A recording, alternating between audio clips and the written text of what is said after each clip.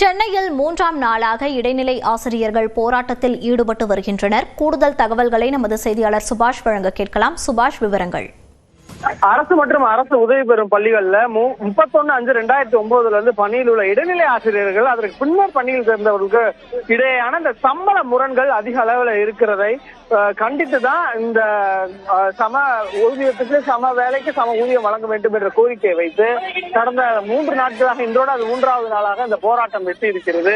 நாளைய தினமும் போராட்டம் தொடரும் என்று அறிவித்திருக்கிறார்கள்.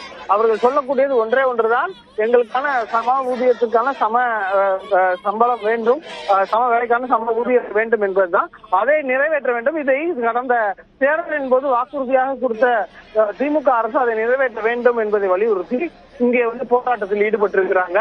இன்றைய தினத்தில் போராட்டத்தில் எந்த ஒரு பிரச்சனையும் இல்லாம மாவட்ட ஆட்சியர் அலுவலகம் அருகே நடைபெற்று வரக்கூடிய போராட்டத்துல பங்கேற்றவர்கள் யாருக்கும் நம்ம எதிர்ப்பு தெரிவிக்காமல் நம்ம அமைதியான முறையில் போராடுகிறோம், காவல்துறை கைது செய்கிறார்கள், அவர்களது பணியை சிரமம் செய்யாமல் நம்ம கைதாகும் என்று வலியுறுத்தி கைதாகி இருக்கிறார்கள்.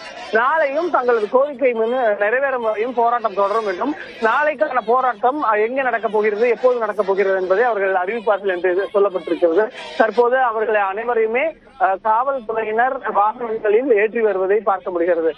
இவர்கள் பெரும்பாலும் இங்க அரஸ்ட் பண்றவங்க எல்லாருமே கிளாம்பாக்கத்துல வந்தாங்க.